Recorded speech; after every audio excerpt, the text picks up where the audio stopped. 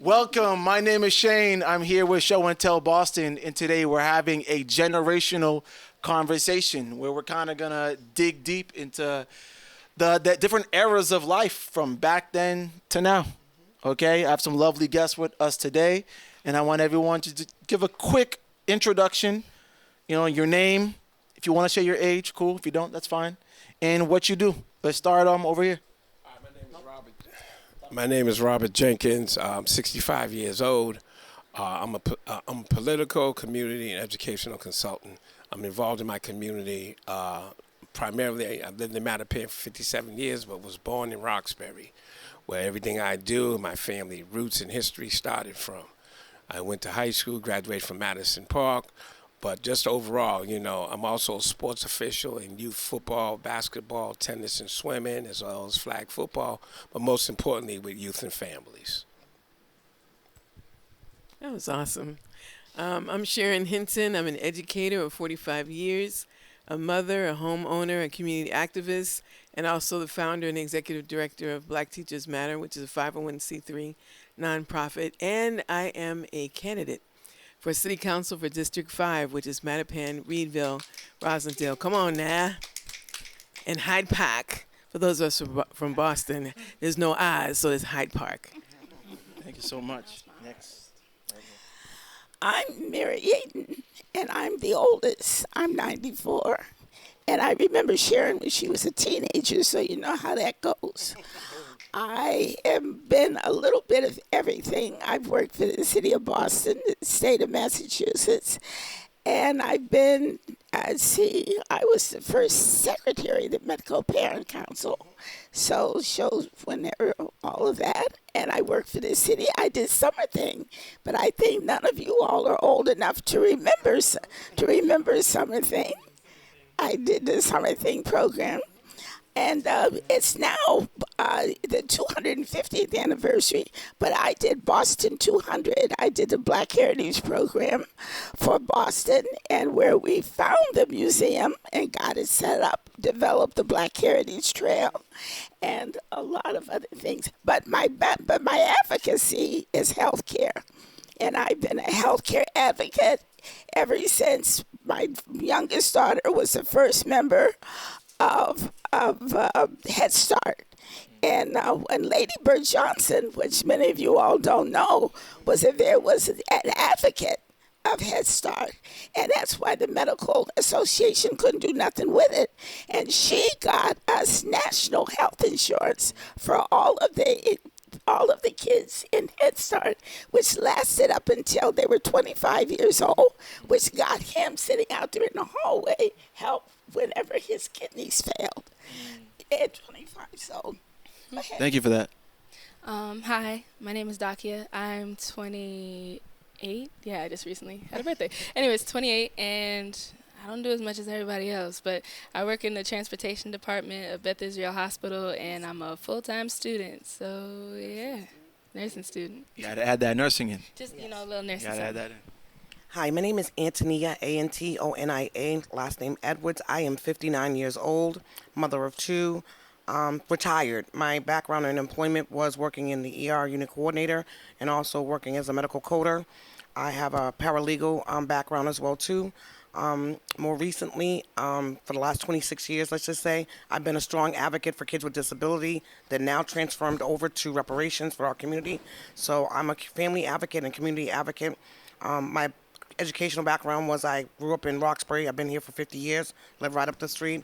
I went to school in Metco in Needham, and then I spent all my summers down south on the plantation that my ancestors actually were sharecroppers. So I lived the best of three worlds.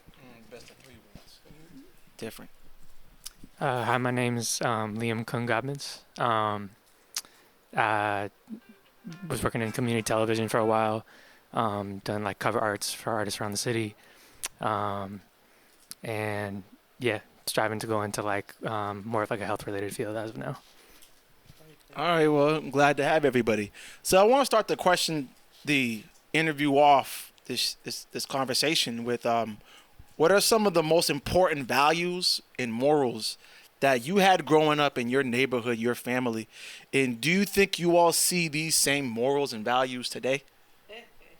Who wants to start us off with that? So I can start. Absolutely not. My family is Southern tradition. My family migrated here in the 1940s, running away from racial terror from Jim Crow. My grandmother was really religious. Our family was tight. She was a backbone. She was a big mama of the family. And then once those big mamas pass away, everybody forgets where they came from.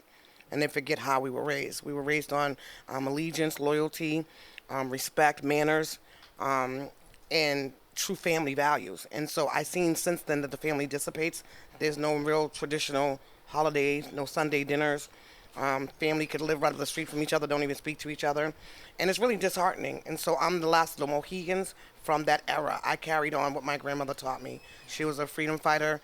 From birth, she had me going back and forth down south, taking care of the family down south that she left behind. And those values are instilled in me. And I swear to God, when I look around, nobody knows what I'm talking about. So I'm like, who raised you? Yeah, you couldn't have been raised by the same woman. So yeah, I don't see anything family like we had in growing up. And again, I was born in '66. So there's a generation before me, which is my mom. She's 78. And then it's my grandmother's generation. Also the community. We had a village raise a kid, you know what I'm saying, a village raise children, whatever. And there could be nothing I could do on my block that somebody didn't call my mom and say something. And they had the right to discipline me. And then when they told my mom, I got disciplined again. So everybody just minds their business. Nobody really invests in the community. And it's really about like individualism. I, self, and me. That's one of the things my father taught me. He said, people will never cease to disappoint you. He said they have the ism complex. And I'm like, what's that? He said, I, self, and me. And I just see that. And I mean, some of it is self-inflicted. Some of it is, with all the stuff that's going on with kids being abused, whatever. A lot of people don't want them to touch their kids or say anything to their kids. But what we now have is huge dysfunction. We don't have dysfunction. We don't have the village. We don't have the community. Everybody minds their business. People step over you if they see something happen to you. Nobody helps each other. And the kids are really disrespectful, and they're really highly aggressive and highly charged. And we just don't know why and how to bring that back together again. And that's what I see as problems. I agree with a lot what she said. Like my grandparents on both sides of my family were from down south, and they all migrated up here. Mm-hmm. And we had the family structure. My mother's was one of 13. And we had, therefore, the second, now we're on our fourth generation. And what she's saying is there is no family values amongst outside of the younger sect, so to speak. I'm around kids all the time.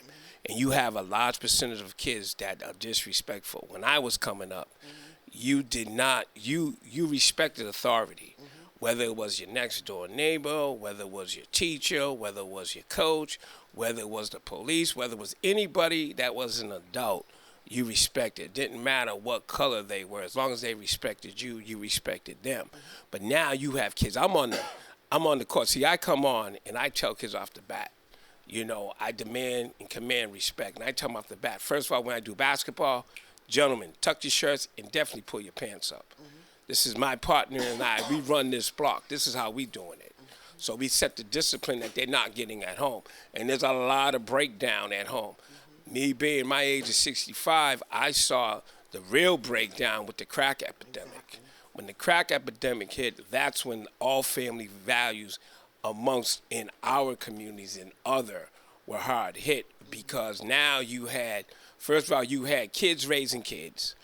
Now you have great-grandparents, grandparents, great-aunts are raising kids because of various situations that their parents are in, whether it's incarceration, drugs, or just total neglect. A lot, I can say there's a lot of kids out there, but then you have the political structure. Let's put the political structure in hand. We do not have a person of color, and I mean a black African-American candidate of color on the city council. No, we got candidates. No. Well, now you have candidates, but I'm just saying, but you can have candidates, but as representing us now, let's look at this right now. She was born in Roxbury. I was born in Roxbury. Roxbury has no representation right now. We don't have no representation because of the situation that's going on. So you got to look at that right there. This is the heart of the city for if you know the history. Blacks used to live all the way down on Beacon Street, Beacon Hill, before they pushed this out here. Because this was the all-Jewish area. So I'm giving y'all history lessons. You know what I'm saying? When we moved to Mattapan in 1968, we were one of the first black families on our street. So when you look at everything that's going on, it is really bad right now. We are very dysfunctional. We're divided.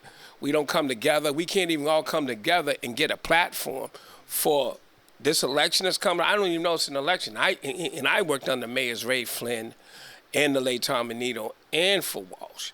And let me tell you, I don't even know. He can't tell me there's an election going on because I don't see it.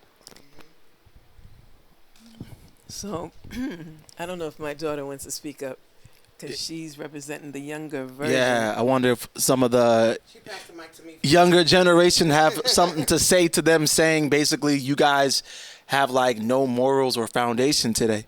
Well, all disclosure, I'm like 33 years old, so I'm kind of like in the same world as him. So, And I'm yeah. 70. So if you want to say anything. So I would say that we have structure, but in terms of having a foundation, it's more of like a you give to me, I give to you. I'm not just going to follow you because you're older than me type of thing. Like if you don't show the reasons why I need to respect you, then you're just going to be some average acquaintance on the street. Like I'll respect you as a human being, but me just listening to what you say isn't going to fly anymore, because if you're older than me but you're acting younger than me and I have to be the one to carry it and explain to you why this isn't okay, then why am I listening to you? But other than that, I would say, yeah, some of us are wild, for sure. Some of us have no sense outside, but that is from different avenues of influence. Like we're not just relying on family members or close by friends or teachers or coaches just to tell us what to do. We have a whole world of people that we can get information from. So that's more information means more opinions, and more opinions mean more different mindsets that aren't just going to follow what we know in front of our faces. So there's that. I was gonna say, for me, like, yeah, I think for a while I didn't have like morals and principles I was standing on, and was behaving in reckless ways. And then I think as I'm getting older, just trying to ground myself in principle, and kind of remember the foundation that was set before me by my ancestors. And then, but yeah, I think social media plays an element too. It's just programming. And yeah, maybe just not treating people with respect, older, younger than us. Yeah. So can I just say, that's my daughter, and she's one of the most respectful people I know. My mother had 16 brothers and sisters. Wow. And so there were 19 people in the family. And that was during the 30s and 40s. And so if you think about the rights that black people did not have in this country, and we had to be in a village with each other, in a community with each other in order to survive. So the circumstances were very, very different. And then I remember when we were outside of the family, it was, don't go out here acting up. Don't embarrass me. Don't embarrass me. Right. Don't embarrass the family. Don't make us look bad as a people. Right. But there were actually consequences. I mean, if you did something, then you get lynched, you could get killed, you get locked up, you could die. Right. And it's not the same way. So there's not the same societal kinds of restrictions that are in your face, like white only, colored only, that kind of a thing. But it still exists. My daughter is very humble, and so she doesn't tell you she's a youth leader of like several hundred young people at our church. And so there are structures that were in place then. Antonia talked about, you could be on the street and somebody could discipline you, like auntie this hanging out the window or Nana. She said what she said. Yeah, and so, she said you got beat twice. Well, nobody could put their hands on us other than my parents, but there were a lot more structures that were in place in school and in church and in the community that had checks and balances. And before I got here today, we were dealing with a crazy situation with all these drug addicts and alcoholics just on the street. They just hanging on the street. So you see adults that are not conducting themselves in a respectful way. And so, all ages, though.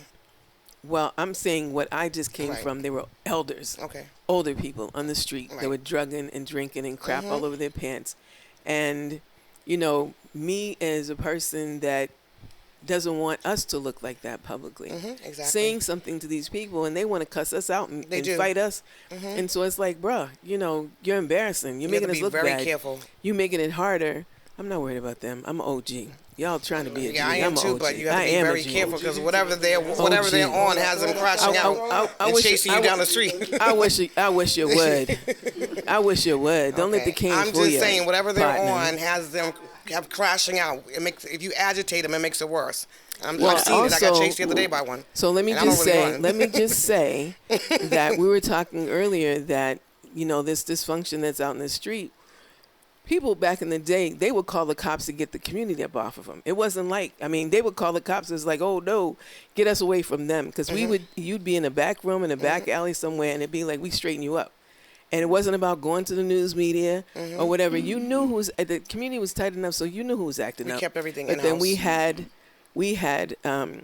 we had stuff in the community. Like, I know you're bad behind kid, broke my window. You make him come over here on Saturday, he gonna work that off. So we had stuff that was inside the community to check each other. But now legally, they don't want you hitting your kids. They don't want you disciplining your kids. So, society, which was always jacking us up anyway, figured they was gonna come in and straighten this out, and they made it worse. But then, like Bobby was saying, the crack thing, which we didn't have the planes and everything to bring that community, was specifically and deliberately dumped in our communities to add this dysfunction on top of the Vietnam War, on top of racism, on top of all the other trauma that we were dealing with for over 400 years. So it just added to it. And then the stigma, the cultural stigma of I'm not going to go to a therapist because they think I'm crazy. Yeah. So all this stuff that we did holistically within our neighborhood was broken down systematically. And then institutionally, they never wanted us to get free. They never wanted us to be well because they make more money off of us being sick and incarcerated and dead. So there's reasons internally and externally why we're in such bad shape. But I have hope when I look at my daughter.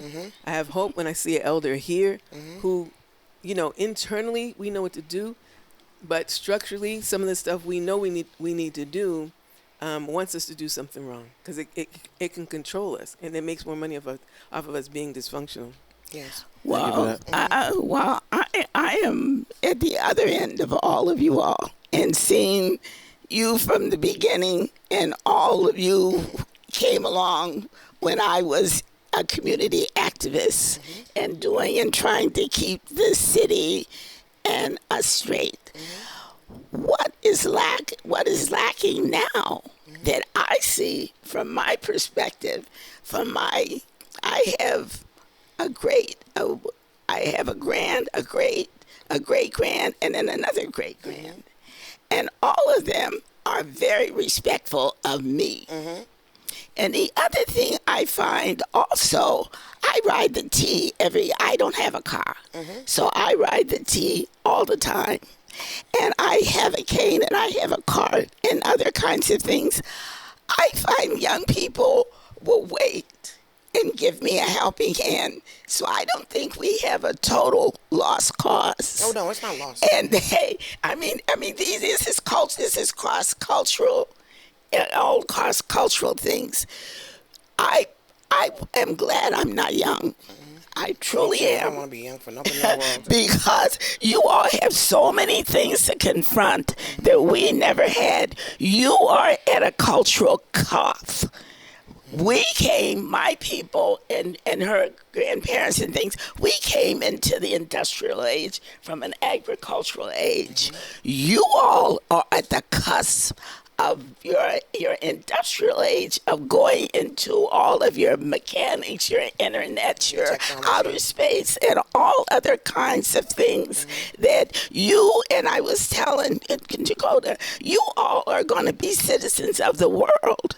You are not just citizens of Roxbury or Dorchester or Boston. And what we have to do, we have to teach you through the help of city councilors that are representing us, to teach you the political process. Yes. And once we have to drum again the need of education and fight for education. We've let our schools slide. Yes. We've been Madison Park. It was supposed to be an industrial school. It was crap. The English was supposed to be, whenever they decided they wanted to put their mental health hospital in her, they moved them out to Jamaica Plains, filled nothing. Now they were at White Stadium. They wanted, White Stadium has been there forever. And it hasn't worked. And now they want to redo it, but displace all those beautiful homes and on the Forest Hill side, so these are all it, but we have got to get our young people involved in the process. But I find that once they become registered voters and you do it a one-on-one thing, and that's what as older people we have to do. We have to take a hand and give a hand and form a chain, so that we can fight all of mass cash. I worked at Boston City Hospital.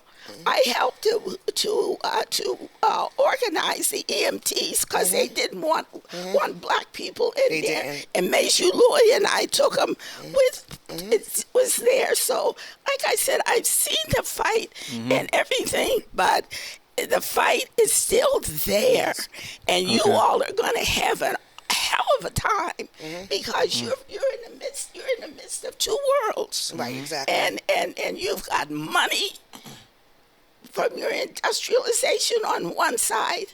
You've got advancement. They're going to outer space on the other side. So you have to decide, like I told you, whether you want money or what, or the other, right? yeah. or the other. Yeah. And so we, our young people, I find, I haven't found any that are disrespectful of me as a senior. Oh wow! That's good. That's really good that you That's happen good. because it would break my heart if I seen that. Yeah. I mean, just today, I had to have a young guy get up out of his seat to let a senior citizen sit down, and he was really irritated. Yeah, that happens a lot on the happens a bus lot. and train. So I give them all dirty looks. I give them all dirty looks. Yeah. But I want to kind of move on for a little bit. Just talking about how the youth is today versus how you all grew up. Like when y'all were 18. Or even like some of you two, when y'all were 18, what was life like at that time? And I want to kind of compare it to like maybe when y'all were growing. We're 18. Our 18 first, or they're 18? Let's start with one of y'all. Yeah. You got that? In my interpretation. 18. What was that like for you? 18 for me was senior in high school. Kind of just, there was a lot of partying going around. Just parties, right? Yeah. But it's like peer pressure and just like misguidance, honestly, looking back at it. Yeah. 18. What was that like for you? I mean, I didn't really go out to party because, as y'all can see, my mom's here. I don't really get to go anywhere. So, I was, if I can remember properly, I was more like the Y, going to community centers. Libraries, museums. Yeah, libraries, zoos, museums. But when I was outside with my friends, we weren't going to the library. We was just walking the streets because we was bored and we didn't feel like going home. So, yeah, stuff like that. Wasn't really doing much, but other people around me had whole other lives other than me. But we would hear about it. That's pretty much it. Like culturally, 18.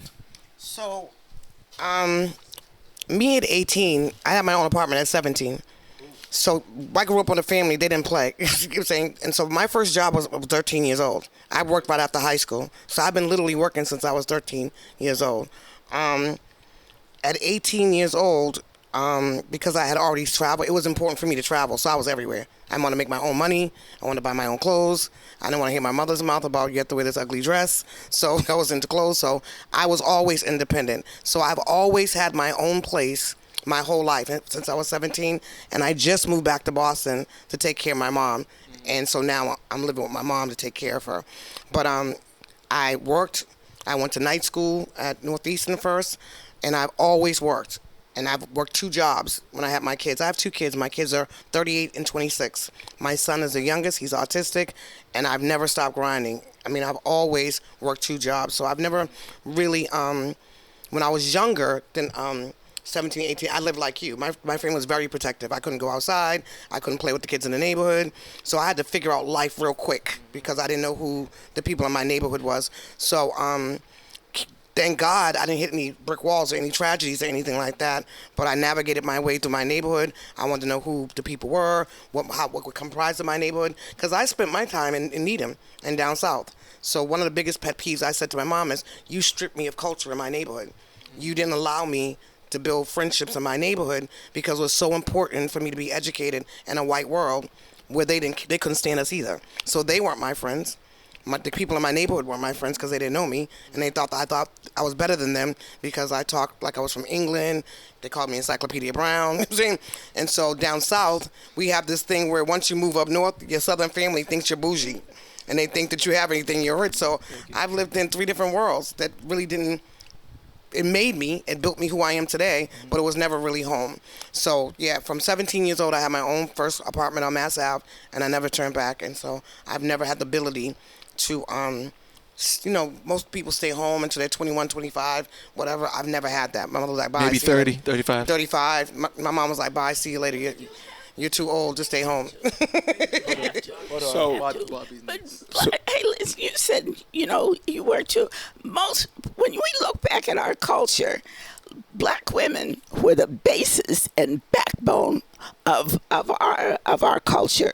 Yes. We built everything, the churches and all they did. Mm-hmm.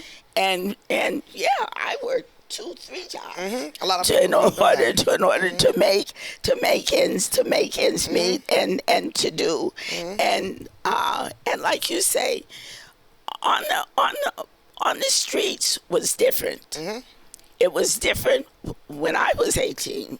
Totally different. And so it's going to be different for each generation to be different.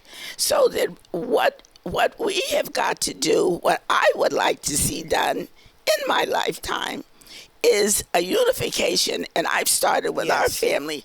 I started us having family reunions. Yes. We didn't know because the people who came from the South didn't want us to know what went on in the South. And my grandfather was a devout follower of Marcus Garvey and taught us all of that, so that there was a cutoff there. But now we have them every other year, and we have relatives that are popping up from everywhere. And even the young people now call me and say, Aunt Mary, who was this and that? And that is giving us a cohesion of a whole sphere of families, of knowing who we are, where we came from, and why, how and why we can work together to do things, and not just have family reunions to have them, but to set up the whole political process that's going on. We now have lawyers. We have one who's a judge in Columbus, and that we support his, we supported his content, his campaign. now, for me, being 18 was totally different because both my parents worked. And because back in those days, if you couldn't get a summer job if your parents made so much money. So what I had to do was I had to figure out. So I was always athletically involved. I played basketball, football, baseball, all at one time. My mother taught me, she said, well, you're going to learn how to do your own laundry because I'm not going to be here to do it, which I did. It made me independent in that sense. And then moving towards when I was 18, I knew I'm class of 1978, the first graduating class out of Madison Park. Oh, wow. So I know about Madison Park. Yay. Just to go back on that, I'm president of the Madison Park Alumni Association, and I was an IAG member on White Stadium, which is an independent group advisory person appointed by the mayor on that. But since we're talking about this, I'll put that to the shelf. But being involved, I was involved, like I said, in activities. We had so many activities that we did back then. We, myself and all my friends, we used to go out to parties. We had house parties back in the day. Dollar, we didn't have we didn't have none of the violence. Was there little issues, little scrapes here and there? But no, we all kept everything. We did everything together, whether it was going to the community centers, going to parties, going to school parties and basketball functions and functions. After I got out of high school, I already had it planned. I was going to go to prep school where I was a legacy. So, yeah, so I had my roped out, college and everything was planning, everything was done, but, that's why I just want to add being 18. 18 for me was the last of the fun years because after that, then it was work. So. When it was work. Yeah. Did you move out the house at 18? So, or? wait. Hold on. One at a time. One at a time. I just wanted to ask him. He didn't say I know. that. Just wait a minute. Hold up. We're all talking about 18 and when we started working. My father had my brothers and I on Blue Hill Avenue selling Christmas trees at 9 years old. And we've been working ever since. He told us that if you want something in life, nobody's going to give it to you. You got to go out there and get it. True. And if you see a white man going up to our house, this was around Christmas time, with a red bag, he coming to take something. He ain't coming to give you nothing. And 17, I had graduated high school. I was on my own. I had my own car. I had my own job. And I've been working ever since. So I understand it. I think the difference in the older, I'll speak for me, but also what I'm hearing is that we had responsibility and we knew that you had to go out and get it. It wasn't going to be given to you. I asked my dad if I could have an allowance. It was a young lady in our neighborhood that always seemed like she had money for candy and stuff. And I was like, well, how do you get that? And she's like, I get an allowance. I said, what is that? And she was like, well, you do stuff around the house and you get some money. I was like, really? So I went to my dad and I said, can I have an allowance? He was like, what's that? And I told him, he says, I allow you to eat my food. I allow you to stay in my house. Okay. I allow you to shine some some shoes. shoes. Sounds like a Denzel Washington movie. And you might get a quarter, right? So, and the difference between then and now, and my daughter knows that because I'm more old school, is that you have to do something to empower yourself, and you have to be responsible about it. And so I started playing games with her with money. Like, what is this? And so she could identify a penny, a nickel, a dime, which one is worth more. When we were stretching money, I had her running through the supermarket, getting the coupons. I was like, you see that? Which one is higher, the 5 or the 7? The 7, mommy? Go get me some of the 7. Did I do good? Yay! And so I made it fun. And I'm also an educator. So, as a teacher, we have to pass down this knowledge, but be willing to be a lifelong student ourselves because things become obsolete. And so, you have to teach each other. That being said, and I've been teaching for over 45 years, my kids do not call me by my first name. Like, you don't get to do that. You're not old enough. You don't have the experience to do that. But when I was a youth leader, me and my husband thought, oh, that's okay. They can call us by our first name. And the old folks were like, no, they're never supposed to. They should be Sister Sharon or Mama Sharon or something like that. Oh, as I've gotten older, I can see why they said that. And so there are students of mine, they're in their 40s and stuff, and they refuse to call me anything other than Professor Hinton or Mama Sharon or Ma Hinton. And so when they see the younger kids try to do that, they're the ones that check them. I don't really have to do that. So it's different. And so 18 for me was you got to get out and you got to get everything yourself. Ain't nobody going to give you nothing. Can I just say one thing, though? Yep, real quick. Raising my Speaking to the mic. my daughter's 38 and my son is 26. I didn't have that get out at 18 concept. I just feel like we set our kids up for failure. Really? And as long as, I'm going to tell you why. If your kids are doing something productive, going to school or whatever, there's no reason in the world why you can't back them. So one of the things I felt like is because my mom thought she was going to lose her subsidy at 18, and a lot of mothers make this mistake, you got to go. And like he said, if you have two parents working, and if you have the subsidy, whether you're making, you can pay almost market rent on a subsidy. If you're working, they count that as income. So a lot of parents are kicking their kids out because they don't want to mess with their subsidy, whatever. With my daughter, as long as you're going to school, and we can make this happen, and I'm paying market rent, so my rent's not going to be affected. I'm not on a subsidy. I've never had a section 1, 2, 3, 4, 5, 6, 7, or 8. So we get more done if we're living together than I'm paying $2,300 for rent and she's paying $15. Well, I think the other difference with me is that my father was murdered. I understand that. I'm just talking about. And so even though I can think of all of my parents and my grandparents and everybody was married till death do us part. Right. My father being killed when I was, and he was a civil rights activist when I was 9, was because my mother stayed home and she had part-time jobs.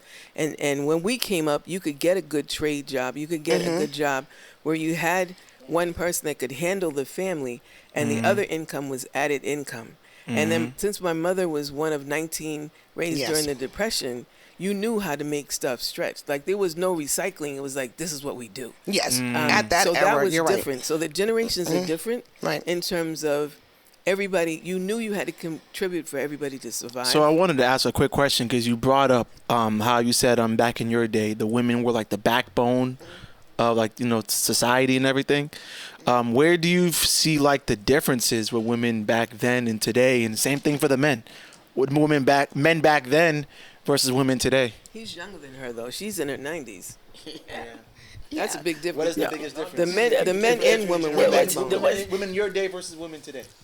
Well, women in my day did not have the freedom that women of today have. That's the biggest thing. Many of the women in my day couldn't vote. Couldn't get credit. And you Couldn't buy a definitely house. could. Whenever we went to buy a house, went to buy Bowden Avenue where we live, I was working, but my husband made more money and was of a different culture.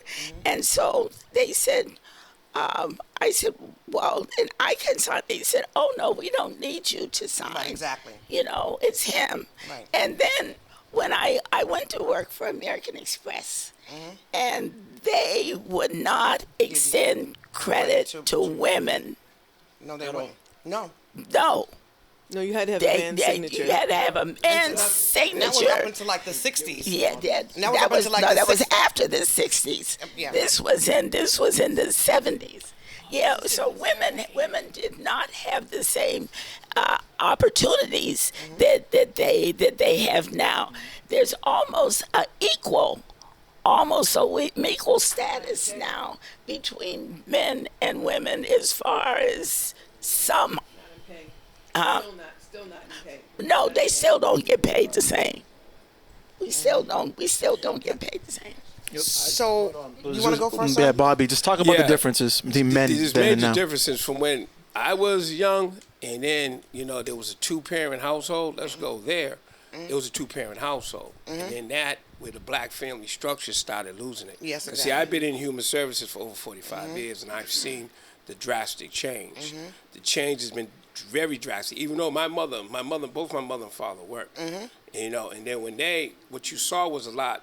Nobody's speaking about divorce. Divorce. I was See, gonna say. my parents got divorced, and then it was like, okay, but my mom always worked. I mean, after she had 6 boys. I'm one of 6 men, so she had 6 boys, and then she still had. But they made it work, even though my father was not in the house. He still helped out financially. Now, here's where the difference is now. As as it moved on, the male started leaving the household. Yep. Like I said in education, I deal with, let me tell you something, of the 100% of families I deal with, 99.9 of them are led by women. Yes. And I work around 80-something plus, I say 90% women.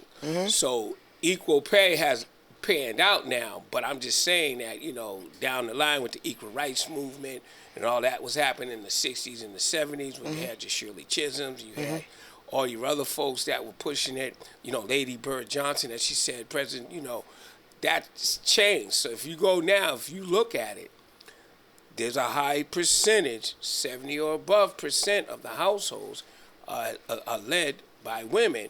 And I see it on the sports tip. You may see that father coming out to support their sons, but if you look at an overall level, it's still a high rate of women-led, women doing a lot of the work and being the main parent. So basically, the men got to step up, basically. Yeah, absolutely. They definitely have to. And going on with the health issues, I was on a health call the other day that was primarily for men, but there was all women on it. Right. So men have not That's weird. delved into that. Like, well, I'm not going to see no Health and mental health. Mental health. Honestly, all of that he's breaks right. down. No, he's right. I'm Guys, serious. we don't go to the doctors. No, you don't. I mean, I go because some people say when I tell them I'm 65, they don't know because I keep in good health. I see every appointment. But yeah, that's where I'm at. That's our biggest excuse me, ma'am. biggest issue right now is mental health. Yes, it is. There is no help for mental health. There is help for it. Yes, there is. Well, there's very little or none. No. Mom, can I say There something? is. There's a lot of Mom, it. wait, It's just Mom? taboo in our community. Mom Yaten, can I say something? Yes. I'm an educator, and I took a break from getting my doctorate in education to run for office. And so the research, my doctoral dissertation, is the effects of the absence or presence of the black father on the academic performance of their child or children. And so the research shows that almost 95% of black families had their parents, both parents, through the 70s. It's in the 70s when, between the policies you talked about black women couldn't have, for housing, if you wanted housing, you couldn't have the male in the family. Right. And that was a governmental thing. And then you had Vietnam War, you had drug addiction, drugs being dropped in. Then you had the 3 strikes route and the incarceration rates. United States has 2.5 million people in prison, more than any other industrial country in the world. The highest. That's by design. And so if you look at the 13th Amendment, right, slavery was outlawed, except for when you're criminal. Right. When you're a criminal, then you can be enslaved. And that was by purpose. And that was directed towards black people and black families, keep us divided because we're stronger. So statistically, there are reasons why, and you're right, Bobby, 90% to almost 95% of black children do not have their fathers there. And black women, even though we're the most educated, we still don't make enough money. Right. And if the family's depending on the black women, then you're obviously breaking down the family, any kind of financials or economic supports for you to be able to go further because you're never making enough money. So I'd like to say this. Last one. My Then we'll move on. parents end up divorcing, I'm saying, and that was the constraint on the family. And so even though they were divorced, it was always a battle in court over child support. It's not just about getting divorced. It's about abandoning your kids, like not picking them up, not calling them, not seeing them, not being a part of their lives. And so something traumatic happened around the 70s where fathers just checked out. I'm talking about checked out and became very hostile. It was the 70s. It was around the 70s, It was. right. In the beginning And of the so- 70s, black right. culture really changed. And it's still prevalent today. Right now there's a huge gender war between black women and black men. Definitely. And the hatred over Definitely. children, whether they were married, Definitely. whether they just happen to have a child, whatever, but the children suffer. And they really do. And so that's a huge problem that broke down the family, is the fact that families were together, whether they was a long-term relationship or marriage, broke up, divorced, and just checked out. And now the battle is over. You want my money, you know what I'm saying? Or if I pay child support, I shouldn't have to pick up the kid because that means I have to pay to feed the kid for the day. Petty stuff that prevents people from seeing their kids. And this big stereotype lie that women keep their kids from men, there are some, but all these women are not keeping their kids from seeing their fathers. Men have just checked out.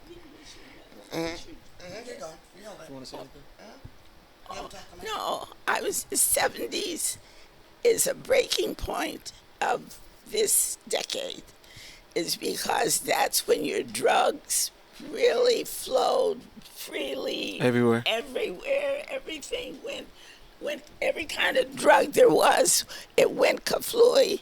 And that's what I said, and we didn't have the mental health to back it up. And I'm glad to hear that you all have mental health services now. There were, but until I retired 10 years ago, there weren't any. Because trying to do things, because I developed a helpline for healthcare for all, and my hardest. The worst things that ever happened to me were parents that called me. They were not black because black people didn't call the helpline. Believe it or not. And they wanted help for their children. And I had 2 of them. One of them, the woman had her son locked up in the bedroom in Brockton. And she called the police. The police said they couldn't come.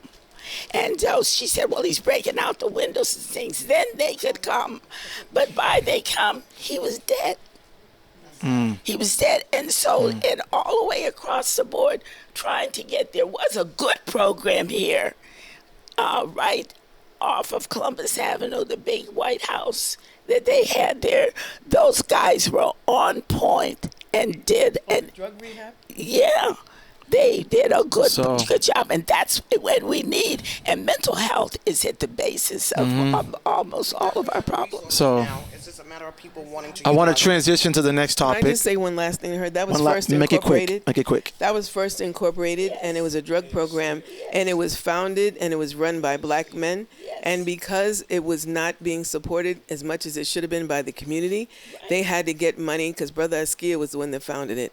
They had to get money, and they hooked up with a health agency. I'm not going to name it because we don't want to get sued, but a very well-known one. And because of the cultural incompetence of that particular place, they broke it down, and that's why it's closed. Okay, so we definitely touched on a lot of how things were back then.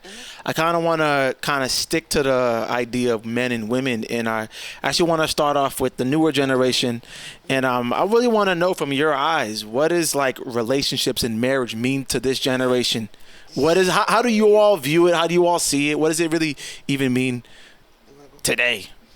Like, we could start off with flip a coin, What's up?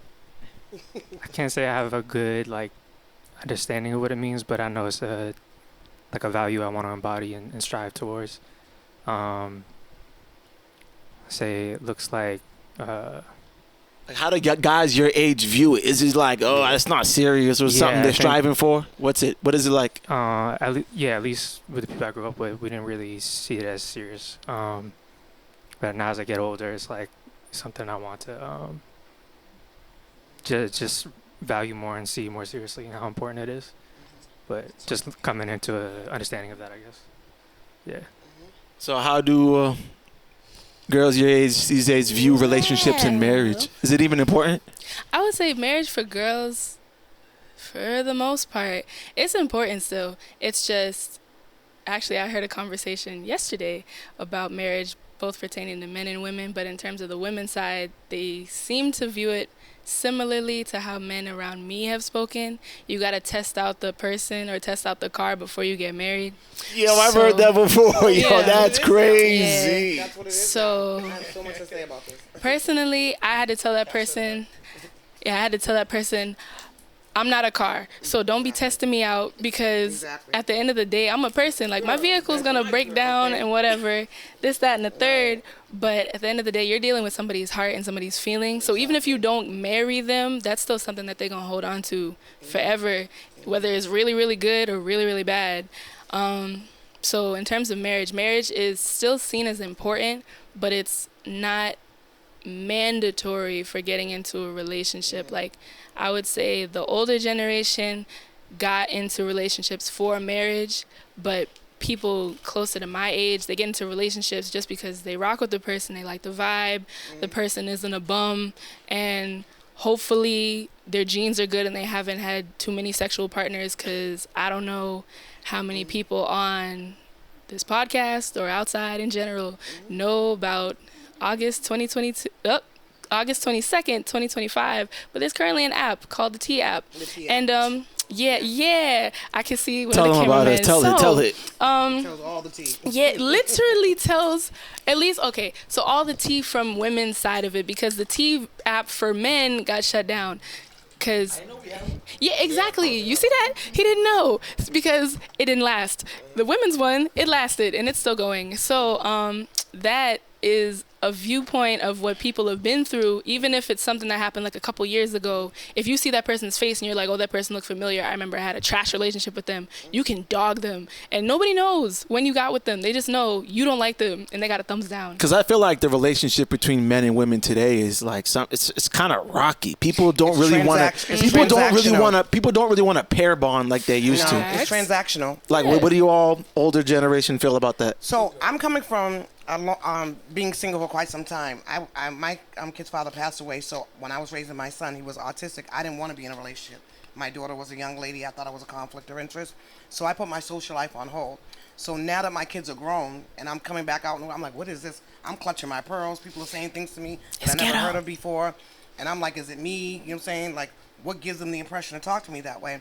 So everything's become overly sexual, and everything's become transactional. Yeah. And people aren't dealing with each other to get to know each other, or for emotions, or for bonding. It's like, what can you do for me right now? And then it's on to, and if you don't entertain it, it's on to the next, on to the next. like I said before, there's a huge divide and a gender war with men and women. A lot of men that encounter women really don't want to do the men role, and they cherry pick from the Bible as to what a woman's role is. So, for instance, we all know that a man is the head of a household, provider, leader. They don't want to provide. They want to lead. They want to be head of household, but they want women of today to be 50-50. And so 50-50 only financially, but not 50-50 in that we split everything down the middle. So they feel as though a woman of today, because you fought for women's rights and you're a feminist, which I'm not, you want to work, so you go out and make that money and bring me back 50%, but I need my house clean. I need you to cook for me, and I need you to service me. Because I have it so horrible outside with my one job, not understanding that the woman has 15 when she's outside working, raising kids or whatever. So there's a huge misconception between current day and old school. In old school, most marriages were built based on religion and the Bible. But a lot of these people aren't religious. So why are you picking stuff from the Bible saying, oh, a woman shall do this, a woman shall submit, so forth and so on? And that's really not the course. The course is man submits to God, women shall submit to men. And so they're cherry picking from the Bible how they want relationships to be. And if women aren't doing that, then there's no relation. Also, men really expect for women day one to test drive. I need to know how you perform in bed. I need to know if you can drop it like it's hot. Before I even commit to you. No, listen. I need you to hang from the chandelier, drop it like it's hot, and I need to know that you're that chick in the bed. Okay? But then in addition to that, I need you to go in the kitchen and get me that sandwich and clean my laundry and do this. This is like week one.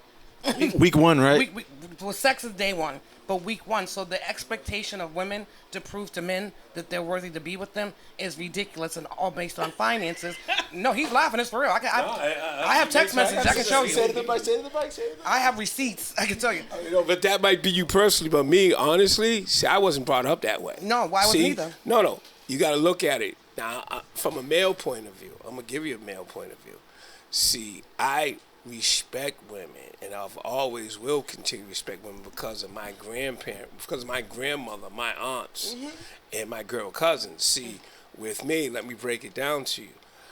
I was born 2 days after Mother's Day. So That's cute. So you see what I'm saying? He's so a mama's boy. I learned how to deal with women from women. I didn't go to my uncles or my dad. I learned from my mother and my aunts on how to deal with women. And number one is that you got it's not, if you have a woman for a friend, even if you all do, even if it did happen physically, it didn't work out, as long as you don't do nothing grimy, you've got a friend in a woman for life. I have many BFFs. You understand what I'm saying? So I'm just telling you, that's not the concept. Is how you treat it. And women, you all are some very, very, how can I put it, saying it nicely, y'all are some individuals too. Y'all got you all's ways as well, because now y'all got all the power and stuff. Y'all think you can run the show and do whatever you want to do. Now, that's just, now going, let's say, women from other countries and other customs, now they change up because, see, in different customs, like, say, Latino, whatever it is, the male is the dominant. So women have to be like, doing all this and that. But when them women now get over here, they like say, oh, no. I want half. They try to pay back us. I want half. You know what I'm saying? I'd be like, no. I'm not your man. I'm not your husband. You ain't going to speak to me like that. You got to come to me respectfully. As long as I deal with you respectfully, that's how it is. And one more little point I would make, I said, to me, relationships are 100-100. It's what you put in the relationship is what you should receive. And that's how I believe it on that one. On that so good note. what was like the courtship like back then? Like just basic, back then. No. What's like the courtship like back then? Back then. And I want to hear compared to now in a minute. Okay. From y'all, I do. Okay. So I'm gonna tell you real quick. Go for her first. Go for her first. I'm gonna tell you how courtship was back then. Okay. Courtship. Courtship. Like I told you. Like I told you, we had a change in the cultures from agricultural to industrial, and so did courtship. Okay, so for me. For you? Can I say something historically? Because I'm the teacher, man. You know what I found was interesting is that the invention of the automobile changed courtship.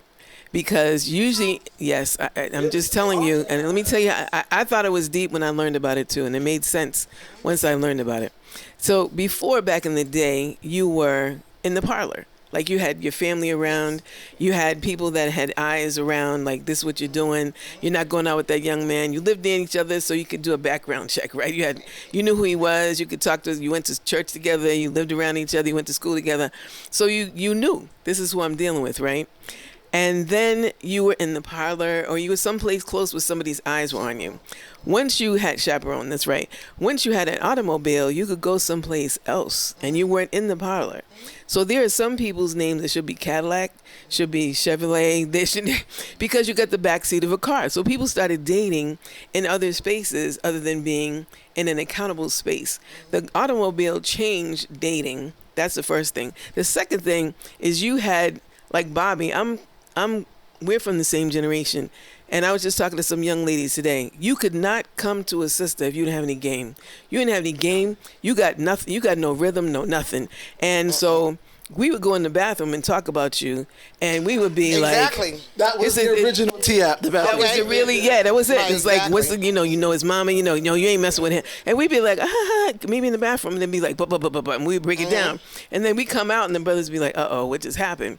But we held each other accountable. You Yes. could not come to a sister and not have any game, not have a job, not have something going on for yourself because you got no rhythm whatsoever. You couldn't be putting your hands all up in here and then down there and not know me like that. Right. Because not only would you not allow it, but brothers, your blood brothers, And or your your father would not allow social it. brothers, they would check you. Exactly. Because they didn't want to have their mother, their sister, their cousin, their girlfriend, their friend disrespected in that way. Exactly. So there were checks and balances in the community that didn't allow that. And then you had series of people like uncles and fathers and everything that would hurt you. Like it was seriously like, you're not gonna, And I think a lot of brothers now, when they have daughters, they don't want their daughters, they remember what a dog they were. Right. And they don't want their daughters to be treated handled that like way. that. Now here's the thing with the women though.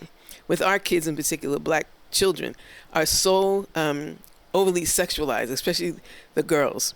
And so you have Girls. society doing that. But then you have, brothers. I mean, I'm not a man, and I never had, testosterone like that. However, I've grown up around men, and you guys are built very visually. And so, because that's the way you work. And so when you have so many people being alone, and then you got this sexual confusion, no disrespect, LGBTQIA, LMNOP, 1, 2, 3. I have never, and my generation never had to ask anybody, have you now and always been a man? Have you now you always had something like Uncle Peaches, Right, Uncle Peaches. You know what I'm saying? You always had somebody you in the did. choir. Somebody in the choir that was like, glory. You know what I'm saying? So we The always choir knew. director. We always knew that there was somebody that was a little funny money. But it wasn't at the proportions that it is now. It was definitely not as accepted as it is now. And so I'm with Mother Yaten. If I had to date now, I think I'd be in trouble because between all the filters and all the makeup and the crazy eyelashes that don't exist in nature for people's faces, once you take what's that movie, I'm Gonna Get You Sucker, where she takes off everything and he's like, who are you? Who are you? So it's like Exactly. you're in the club where the lights are dark or wherever you're meeting each other. By the time you get him or her home, him or her home. It's like, do you know like who this is? Like, who are you? Right. And when the alcohol and everything wear off, you don't really know. So I think it's confusion. It is. And then you have online dating. So people put up pictures of somebody else that doesn't exist. You got Or old pictures catfishing of themselves. and all the other craziness, and you don't have the societal checks and balances. So you can call up and say, do you know this guy Boo Boo that I'm dating? They go, because people don't know each other and you don't have the community that really can check each other. So I think you guys, I feel badly for the young people because men are afraid to be men. I've heard men say they have to take the bass out of their voice, especially when they're working around white women. And then that's white one. Okay. Then you have, and honestly, That's a whole nother conversation. and then that is. And then you have, and honestly, you have some transgenders and some men. I couldn't tell that. I mean, they look beautiful. They look awesome. And so you look at that and you're just like, women.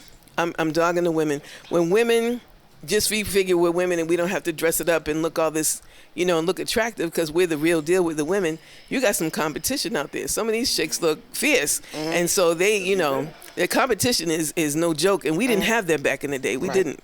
So I want to add on from a men's perspective, going back, there's like, it all goes on again on reputation, right? Now, if back in my day when you wanted to go out with a young lady, you definitely had to meet Pops. Yeah, you Pops, definitely had to meet Yeah, home. you had to meet the father back Pops then. was home, see, now there were other young ladies where the father wasn't at home, and that was a little different. But if Pops was home, like I don't know if y'all might be young to watch Leave It to Beaver, but there was this guy named Eddie Haskell. Eddie Haskell, that's my the favorite guy, character. Eddie Haskell. You have to play that role. You do. Hi, Mr. How Cleaver. you doing How there, are you? Mrs. Walker? No, Miss Walker.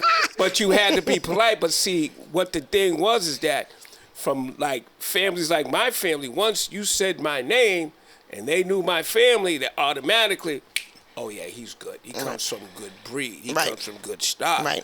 They're very respectful. We're not gonna have to deal with that. But also on the same token is that, like Biggie Smalls said, he said, move silence and violence. I moved in silence because I used to tell girls, listen, you tell my business out to any of your girlfriends, I'm going to deny it. But I didn't hang around a lot of guys because I'm going to tell you something right now that all the guys in the room is going to laugh. I know guys that are worse than women in gossip. Oh, especially So let me just today. tell you right now. Especially today. Is this Oh true? my God. Can we validate that? No, Are guys serious. guys Guys gossiping more than girls there's a now? whole bunch of Can we gossipers. Can we actually validate that? No, Can we? serious. Yeah, I'm I have telling guys you, that call me I'm every telling day you that talking right about now. people like their Let me chicks. tell you something. Really? Sending me pictures. Did you see this? I'm like, We what am I got- looking for? We got a whole lot of Winona am I from the looking for? projects. Yep. You know what I'm saying? I'm gonna tell you serious. that. So when it comes down on, talking about, it was a sacred thing back then. But usually back in those days, when you went out with somebody, you went out with them. Right. But thank God there was no cell phones. Right, 'Cause exactly. there would probably have been a whole bunch of babies and there would have been a whole bunch of fights. Right, Because exactly. you can see if Peaches said, I see your man right here and take a picture and right. send it to her, Right. stay right there. Exactly. You know what I'm saying? So Like- luckily back in the day, but then back then the communication-wise was really, you only had By word a of mouth. landline telephone. Right. So if you called, unless you lived in the South End in parts of Roxbury, you couldn't beep over. The phone went and you know what I'm okay. saying? We had and you two-way. had all, the telephone company with the payphones made money. They Right, don't they make them did. now. But that's how communication was. You either communicated in person, Through the grapevine. Remember that? That's how it was. You communicated in person. Like, I didn't go out with girls that didn't live in Mattapan. Right. Because they lived around the block. Right, exactly, Around and where I on could your see way. where I could go back and forth. So that's a lot to deal with that in a relationship. So we Can I definitely just- heard the older. You do have one more I thing do to say? have one more thing. Make The it quick. biggest thing was you courted. You know what I'm saying? You met the family. And women could have more than one person courting them. And men have that mixed up now. They feel if you're talking to more than one person platonically, then there's something wrong with you, or you're 3 or 4, whatever. But back in the day, you definitely met the family. And you definitely went on dates. And now men don't want to date. Quick question: was it okay for like a woman to have or a guy to have just multiple friends of the opposite sex? Was that normal? It all depends. It all You know what I'm saying? depends. You could have multiple suitors come in the house, like in the parlor, in front of the family, and court you. And then the family made the decision who you talk to Really? based on how he would provide for you. That's a big piece that men are missing today. Women did not get with men that could not provide for them. The family wanted to see who you were, who your stock is, who your family is, and if you could not provide with this woman, you didn't get with him. So men think that women today are being gold diggers when this was always this way. It was always this And way. especially with marriage. If you were the 4 suitors in the room and you was Pookie and Ray Ray and you was what you did, an educational person, you were a doctor, lawyer, they're going to go with the doctor. They're going to go with the doctor. And that's who you... Even if she loved the other guy more. It doesn't matter. You're going to go with the person that can provide for you. That's how it was back in the day. So we marrying up only. We're marrying up. That's the whole... After slavery, it was marrying up. Wow. You married who was going to get you out of the situation you're in based on your parents' acceptance. But guess what? This happens across the country. That's why you have women who get arranged marriages and they have endowments or whatever in order to get married. The husband paid the family, the soon-to-be husband paid the family something in order to marry the woman. So we are it's gonna not take unusual. a break Sure. pretty soon. I know you have probably one thing to comment on your generation with courtship or dating. What is the mindset of just like what's going on when it comes to that? Like with these young women, young guys now. I mean, it's kind of ghetto out here. I'll say for Boston. It's kind of ghetto. It's ghetto. But in terms of from what I've been hearing of our elders, there's a lot of courting. We don't really do courting. You look at somebody's social media, see if they really a scammer or not, and see if they're a catfish. And even then, you can still get scammed because they could be a catfish and just have their friend FaceTime you. So there's that. But for the most part, we try to marry up. Like, we don't want a bum. A bum is a bum. But we do look for more emotional connection, and you're willing to stay longer and wait for them to grow and the potential. I tell the kids at my church, don't do that. Don't marry for their potential. Marry for, because if you was meant to marry with them right now, would you be okay with how they are now? If you're not, leave them alone. Exactly. Just let them grow. Right. But are they in like the Build-A-Bear process, like they want to be with somebody and build them from the ground up because they're more emotionally attached? Sometimes. I was about to say. So thank you for everybody speaking. We're gonna take a quick break and we'll be right back. My name is Shane. I'm here with these amazing people right here. A couple new faces. You have a question for the guys in the room. Let me hear it. Guys, whoop. Oh yeah, let's go right here. What's up, man? It's your boy Hakeem, joining the circle. Oh, and it's your boy Cheese. You know, we here to be creative. Creative. All right, shoot. Okay, so every man, either in the audience or here on the couch, what is it like to be a man? Like, what is the definition of a man now for you? Hakeem, let's go. I think a lot of manhood has been what it always was. If you are a man and you stand strong in that, when you are endowed with manhood, when you come into the world, you have an automatic duty to be responsible, to be protective, and to do and be the best of yourself. And that has changed. How it looks and how it's performed has changed throughout the generations depending on how society is structured, but that has always been the innate structure of a man. Today, it's more descriptive to say how it feels to be a man in America, because there's a culture here. There is a superficial error that kind of imposes on what a man is supposed to look like, think like, speak, talk, and all these things. And because we have the internet, you can make a man and make what he looks like. You can make what he sounds like. Describe that. Explain that. Make a man. That's they're crazy. called influencers now.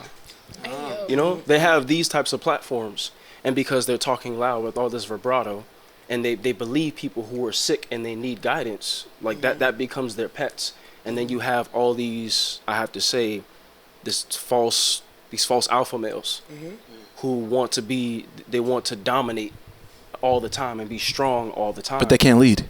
Right. And it comes with more than just being in control. Like, people want to control things, but they're less in control themselves. You feel me? Exactly. Like, there's a lot of emotional dexterity and cognitive dissonance in men because they are following an image. And it's so okay to be yourself. Like, men come in different forms, and the strongest thing you can do as a man is stand in who you are. But is there some sort of, I like what you said, men come in different forms, but is there some sort of baseline where this is the duty minimum is to requirement to protect and do and be the best of who you are, if nothing else. If nothing else. Repeat it again. Say it again. To provide, protect, to do and be the best of who you are. So that's the baseline of what a man should be. Baseline. Okay, let's move on. Cheese. All right. For me, being a man right now, for me, has been like something that I had to learn, something that I had to become, something that I had to grow into, evolve into. I remember being a kid, and I remember when I turned like 25, it almost like clicked in my head, like what I was intentionally trying to do, like when it came down to my family, and like just how I stood and being a man around my nieces, around my mom, around every female that, you know, I call a loved one. You get what I'm saying? So, you know, for me, being a man was just making sure that I could be there for them as much as I could. You know, even being this far away from my family, I still I try my best to be there for them, like through emotional turmoil, through anything. Because I think, like, for me, what my great granddad set a standard for as being a man is somebody that can, stand strong and always be true to yourself. So for me, it's just being true to me and understanding what I'm doing and how I'm going about it and being intentional about it, being respectful about it. Yeah, I think being a man is a little bit of what both of them said. I also want to add, it's about like sacrifice. You got to be able to sacrifice. You got to be able to be the first one in the gym, the last one to leave sometime, because it's tied to responsibility and having, discipline and understanding. If this goes down, it's on me. I can't leave my wife hanging. I can't leave my kids hanging. It's completely on me. I have to be the one to kind of bear that cross in a sense. And so, I would like to say something like, to add, also to being a man is also leading by example. Exactly. And also setting a foundation. But most importantly is leading by action. Exactly. You see, if you lead by action, those that will fall say, oh yeah, he's about action. Because like you said, the social media, you can build yourself up. And social media to me is something that we've all adapted to. I'm old school. I'd rather just talk to you face to face. Forget this texting. But you got to roll with the punches. You got to roll what's ahead of you. But it's also a point of leading by action. Like with me, I've been in sports. I've been doing the Boston Neighborhood Basketball League for over 33 years. All right, as an official, I do football, I do I do flag football, swimming. Do you know how many kids, not even kids, but grandparents, parents, come up to me and say, you're still out here doing this?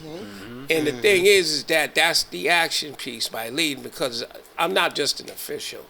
I'm one that's, hey, what school you going to? How are your grades? What are you doing next?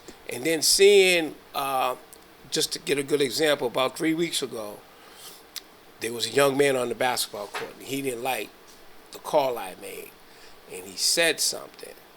And I said, before I could get ready to even say something, his father came out the stands. Said, can y'all give me some time real quick? I said, time out, not me. He said, apologize to him. He said, this man, listen to him. The same thing happened to me with him 20 years ago. And what he said to me and what he did to me resonated with me. So you're going to apologize to him. And we're going to take it from there, and we're going to have a talk when we get home. That just blew my mind, that, it can happen. So that's what I mean by leading by example. Yes. Setting the foundation, and also being able to see that, come back twofold. I have a question. So the biggest piece that I hear in dating or in relationships today is the patriarchal, society, which is really European. And so I want to know from men, how far removed are we from that? Because it seems as though the pieces that are missing is the leadership and the head of household, but the providing and actually what a woman's role is. So how does that fit into the scheme of thing with the men that are on the panel? What is the big beef or division between black men and black women as far as how to handle their households, and how much damage has this patriarchal system done to us? Because it seems as though there's pieces that men want to do, but other pieces that they don't. And it seems like financing is the biggest piece. So I want to hear from men, why is being a provider such a major problem in today's society with black women? I can't speak for other men, but I just say it's got to be communication. Because if you have a child with somebody, and that means there's an emotional tie that you're having this man's child, or we're having a baby together. See, again, communication, being collective on it. Something happened, but you still have to deal with it. You brought a child in this life. You brought a life into this world. So you have to learn. I just think that it's different situations. Me personally, is that it's communication. I have a daughter. Her mother and I don't get along, but we still co-parent. Even though my daughter's now 35 years old, but we still co-parent. It wasn't easy, but we did, get through it. But as far as in relationship, it's just communication and the different circumstances on why, it can't work. I think it's various reasons, I mean, some men probably weren't ready. Or I just say both couples. I don't think you can put it just on the man. You got to put it on the couple, because, I mean, they lay down to make a baby, so the role still goes on until that child, and even past then, setting, again, it goes back to setting the foundation of what you want to do. Yeah, what do you guys feel about what she said? I'll go first. So I think the real separation between black men and black females has a lot to do with, the trauma that we've been through, emotionally, physically. It's a lot of different things that we had to go through just to keep relationships together. You get what I'm saying? So back in the slavery times, like, they were doing a lot of different breaking mentalities where they were taking the man away from the family, and they also do it now with with different systems like, welfares and all that stuff like that, where they separate the family. And I also think, like, we've been separated emotionally because, black men are just separated from their emotions. A lot of black men just can't conceptualize being connected to feminine energy in different ways and keeping that balance full and, present in a real relationship or connection. You know what I mean?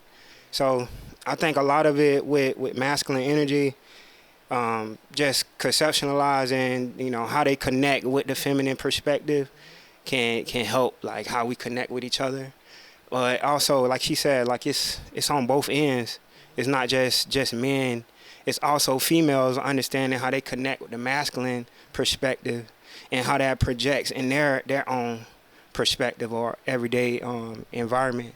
Because I've been seeing a lot of this, black men versus black women thing for a long time now. So it's something that's been on my heart and my mind a lot lately. What do you feel, Hakeem? I feel for as long as we've known it, it's always been hard to love while being black. There's always been so much that came with it. Even before there was like a rift between us, as men and women, letting other people come into our culture and letting things come in between us has always gotten in our way. And then when we get separated from who we are, we get separated from who we are with each other. And there's a loss of identity. And a lot of people now, I mean, we can say in America, we have a lot of Eurocentric views on what it means to be a man. And women they have them too. And we have created this culture as black people in this country ourselves. And we've done so many things, but it's like we're always doing the work and putting in the work, and there's never a moment for us to step back and look at what we created and really appreciate each other for real. And like it said, we love each other so much. We expect so much from a black woman because we love her so much. The black woman, she loves us so much, so she expects so much from us. And sometimes it's overwhelming on both sides, especially when we're trying to get through that trauma. You feel me? So why don't we marry each other?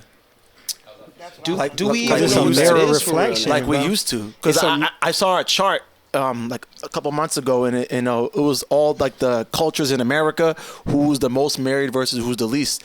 At the top of the list, at 93% was the Indian community. At the very low, at like 10%, was the black community. So out of 100, 10% of black people get married. And we were talking about the stats earlier, how 80% of the house. We were talking about the stats earlier, where 80% of the households are ran by single black mothers. Most have never been married, and most have multiple kids by multiple fathers. And so our marriage rates have dived since the 70s. And that's what you're saying, the man was saying, that, and Sharon was saying that we were married before. And then all of a sudden something happened and the switch went off, and now we have single parent households, and we also have absent fathers who have totally walked away from their kids. And but so it's funny because black women or black men will get married, but nothing wrong with it, but then they'll go to a different culture or different whatever, and that'll be like their marriage. It won't be, Well, can I bring something? We're going to share and talk. I want to talk about statistics. So black women, 40 to almost 50% of black women between the ages of 25 to 45 are least likely to be married or to ever get married. That's serious when you're talking about having black children, right? And so it's not it's by design, because we are the most powerful people on this planet. Exactly. You can get every single color from a black woman. That does not happen with the female that has recessive genes. It's the oldest black female is in Africa. That's proven. I'm not making it up. And so I believe, this brother right here that talked about we love each other, but we have, Malcolm even said, who taught you to hate yourself? Why do you hate your hair? Why do you hate your skin? Why do you hate your nose? We are in a society that is afraid of and hates black bodies, whether it's male or female. And so if you're looking at, I'm in the 60s. I was born in the 50s, which was the height of, civil rights and people, and then 60s and 70s, black power. Black is beautiful. So I remember women with natural hair, brothers with natural hair, the bigger fro, the better. And we really relished in who we were. Every shade, we weren't going on the comparing yourself to the paper bag kind of a thing because you're too dark, you're too light kind of a thing. There was really a transformation. And white women, Bo Derek was wearing beads in her hair and braids in her hair. And she was a 10, but we were a 0. And it was really, we the original women, right? So somewhere, and it's because, it's a dual thing. Black men and black women, we stopped valuing each other because we started getting paid to dog each other. If you think about music, it was, fight the power. It was, so everything was about, black is beautiful and the whole thing. And so we were getting paid because we were paying each other to be beautiful. And then if you look at the music industry, we're the only people in the music industry that get paid for killing each other, for dogging each other, and we buy into it. And so if we think about the fact that we need to be, and Anthony talks about this all the time, be responsible for who we are. Malcolm said, True. Only a fool allows his enemy to educate his children. We have given that up. When we got integration into schools, which was crazy, we actually, and still HBCUs graduate more scientists, architects, lawyers, doctors than all of the Ivy League colleges combined. We keep giving up who we are and the power that we are because we think the white man's ice is colder. And so when we do that, and we don't, even now, we were talking about the election,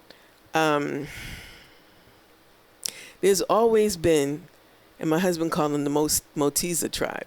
Would you like some Motisa? The people that sell us out. And so, Harriet was like, she was the one that wasn't having it. She's like, if you want to stay in the plantation, cool. You want to come be free, cool. But what you're not going to do is come halfway because you know too much and we got to get rid of you. There has always been an element that, all skin folk ain't kinfolk. And when you find somebody slip sliding, flying and gliding that is not about you, that wants to kill you, you got to get rid of them. And we don't do that. We have left that responsibility. And another myth that I want to dissuade right now, black men may not be with the mothers of their children, but they are more engaged than any other race or any ethnicity with their kids, statistically. And I'm telling you that I'm doing a doctorate I gotta see that on stat. that. I'm doing a doctorate. I've seen some stories. There's plenty of stories. We could talk about some horror stories. Tyler Perry got them, and he's making a whole lot of money from them. But if you're talking about statistically, black men are more engaged in relationships with their children than anybody else. And so you don't get credit for that. Black men, the last election, voted 82% for Kamala Harris. 96% of black women voted for Kamala Harris. Now, she's problematic, no doubt. And she was undercover. One minute she was wearing chucks and going to HBCUs. The next minute she came out and she's a Jamaican immigrant and she's Southeast Asian. She flipped. But we wouldn't be in the situation we are now if people listened to black women. And so we have got to stop letting the media, which is owned by 6 corporations, dictate the narrative to us about us. And we've got to stop selling each other out and stop selling ourselves out. Black men, majority marry black women. I mean, we're not getting married that much, but when we do, we're getting married to each other because you want somebody that looks like you, unless you hate yourself. You want if you're dark skinned, you probably want a child that looks like you. You want somebody that looks like you. We want children that look like us, that have our own values. And so that's why we are going back to having our own schools, because we realize the destruction that's being taught to our kids is killing us, and we're killing each other. How is what's the dude's name? They killed Trayvon Martin. How is he still walking around? And all these other people are going, our people are shooting each other. You saw gangster, go get them. You saw gangster go into prison and go get them. You saw gangster, why are you killing each other for streets that you don't even own? It's crazy. And it's because we're allowing the enemy to teach our children, and we're not correcting it. When I came up, we had after-school programs that were Afro-centered. You know, I went to the Topographical Center in Grove Hall that deprogrammed me from the stuff I was learning in the Boston public schools. The Nation of Islam was strong in Grove Hall and Blue Lab. They owned many businesses, and then we did not support them. Bobby talked about there are no black Americans in the city council, and that is true. That's so true. But we allowed that. And we have an election now. You can get still registered until August 30th. Early voting is August 30th, 31st, and September 2nd. The preliminary election is September 9th. And we've got 11 people that are going for District 7, where a black woman who is immigrant, first Muslim, she's a little problematic too. But the bottom line is, if we don't elect the leadership that we want, we're going to get what a minority of people decide that we're going to get. And they make the decisions for all of us. So this time, black people, which I love about my people, when they're really black, and I don't mean, because we've been called a whole lot of stuff, niggers, Negro, colored, Afro-American, African-American, black African, Pan-African, all this other stuff, right? But when we know who we are, and I grew up around strong black men. My husband's strong black men. My brother's strong black men. My father, my grandfathers. I don't know what it's like to be around weak black men related to me. There's a few of them. I ain't gonna lie. You shake any family tree and you're gonna have some nuts fall out of it. No doubt. However, I'm used to being around strong black men. And I know the difference between a weak plantation Negro-Peon and a strong black man. I grew up around strong black men. And I say that when strong black men with the bass in their voice, not the toxic males, but strong black men, black women can be as strong as we are and as gentle as we are because we trust you to lean on you. And I don't have a problem leading somebody that knows where they're going. I got a problem following you and you don't know where you're going. And so black women, because it was safer during slavery for us to be able to protect everybody, because there was a buck breaking that happened. When you were the strong black man, they did everything to kill you, to break you in front of everybody. That Kunta Kinte thing is real. And to tell you an example, don't do it. Don't do that again. And it's still happening now. Electronically, it's happening now. Statistically, it's happening now in the media, and we're allowing it. We're not checking it. Like, we still keep going down to these stores that are not supporting us. We still keep spending our money, and we have economic power that we're not using. And we have to use that. And so, I thank you guys for having this conversation, because the African proverb says that when you lose an elder, you lose a library. A lot of our history is oral. It's not written. Some of it is written because we started writing, okay? Hieroglyphics, you look at emojis now, it's like what hieroglyphics were then. They were pictures.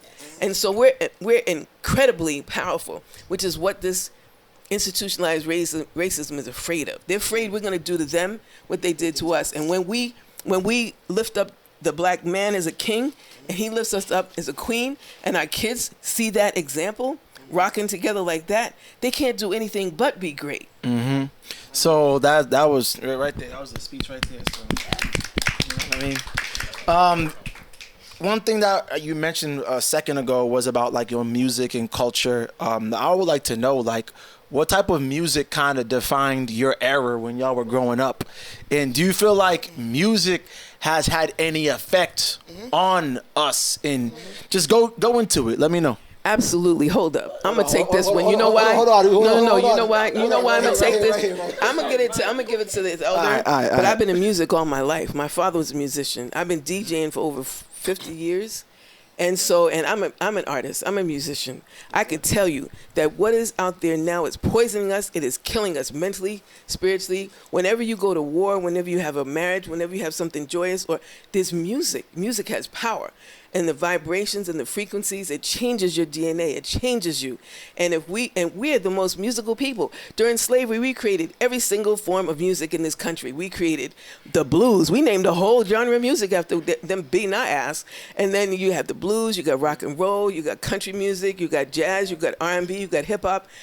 We did it all. We created it all, despite the fact that we couldn't own it. It was destroying us. It's still doing it. And then they killed our geniuses. They killed Michael Jackson. They killed Prince. They killed Sam Cooke. Make no mistakes about it. They are still killing people. Yesterday I heard this Nas dude that was doing lap dances with the devil was walking in Texas or something naked. You can see that man is losing his mind. He's going out for a jog. That's all. But still, he's a creative black man that's losing his mind. And somebody, back in the day, they'd pull you back. James Brown, they'd pull you back. Right? We created all this stuff because we know the power of music. Before you go to war, you put the musicians in. You got a drum beat happening. We knew this from Africa. We feel it in our bones. We know how to fight in music. We singing. We was in the reason why they kept us in slavery because we was singing in the fields when they was killing us. And we was the Native Americans wasn't singing. White folks sure enough wasn't singing. And we were still singing. So we got power in our music, and we let them steal it. We let them we let them steal our babies because our music is our babies. We let them steal it. We let them monetize it. We let them own it, and we don't fight back. And when we do, they kill us. So the music of your generation, and how do you feel like it has affected us? Okay, the music of my generation was well, I'll start with the 50s. Now, not back whenever I was a teenager and growing up, because that was a beautiful time. We had all the big bands, Duke Ellington, Count Basie, Lionel Hampton, where all of your, those were the ones when I was your age. I'd like to skip to the 50s.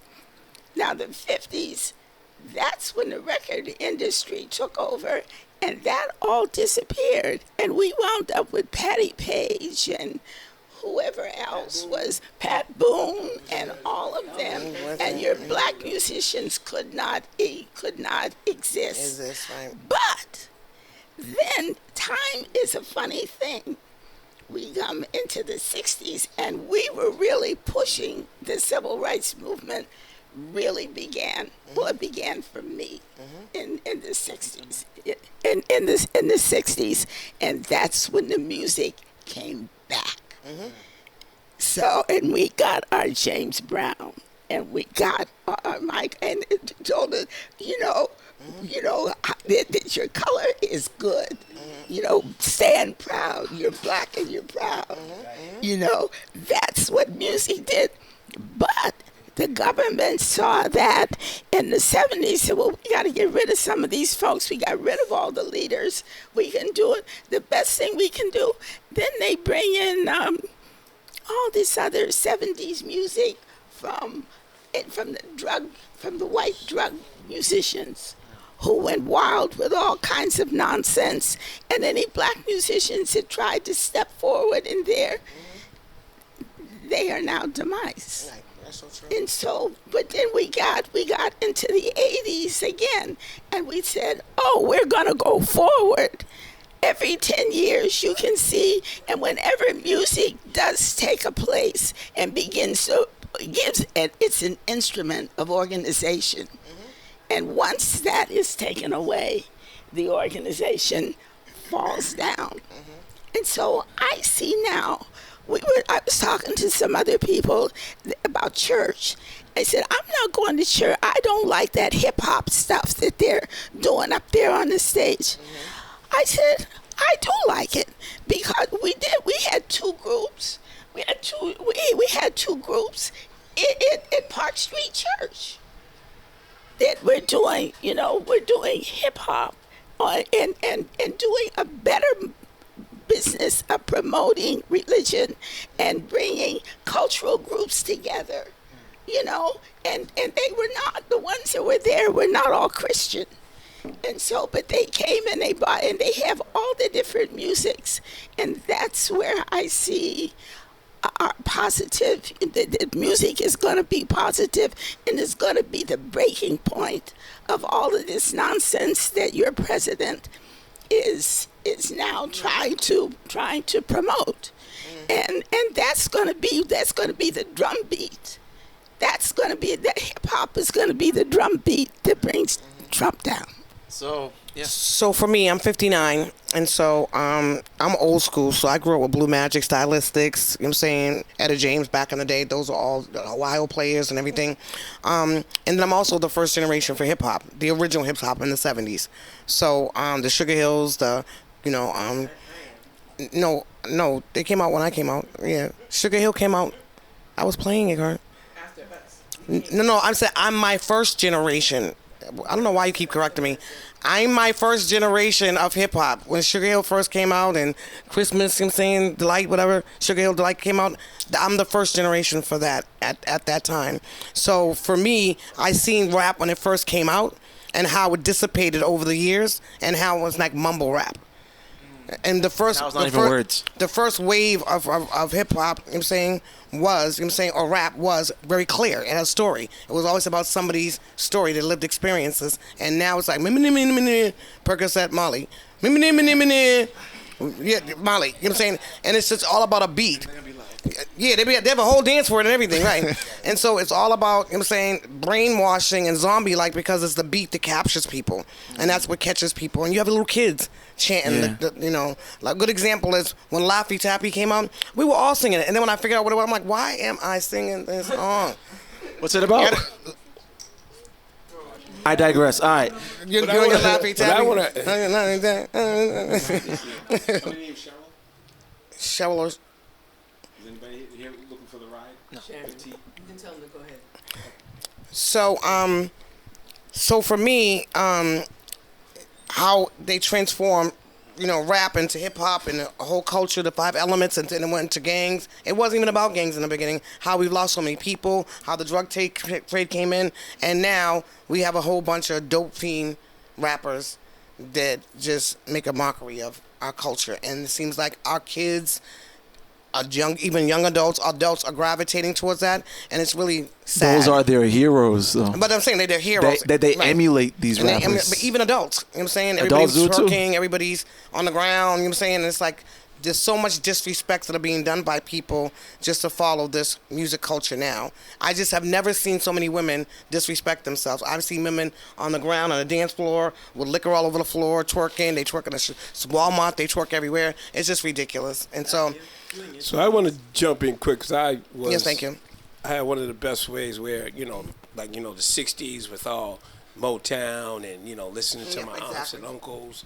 And then, you know, it just went into the 70s where you had, you know, like she said, the Ohio Players, Earth, Wind, and Fire. You know, you had all these groups. And see, I'm going to give you little guys a little history. All those groups we just said used to be up at White Stadium. For $5 and go see them in concert. Slide the Family Stone, all of them. Richard Pryor, Red Fox, you know, the Funkadelics, you know, Parliament, you know, all of that. So when you look at all that, how it transformed, then you had the 70s. The 70s came in with the disco era.